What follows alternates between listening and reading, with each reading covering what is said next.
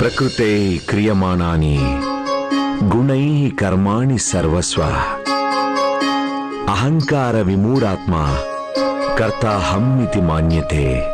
సమస్త కర్మలు ప్రకృతి తత్వాల ద్వారానే చెయ్యబడతాయి. కానీ ఎవరి మనసులో అహంకారం మూఢత్వం ఉంటుందో వారు ఇలా కూడా అనుకుంటారు, ఇవన్నీ వారి వల్లే జరుగుతున్నాయి అని.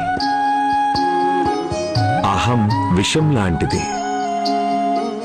అది గనుక మనిషి జీవితంలోకి ప్రవేశిస్తే అప్పుడు మొట్టమొదట మనిషి జీవితంలోని మధురమైన అంశాలన్నిటినీ జీవితంలో నుంచి బయటికి తరిమి కొడుతుంది.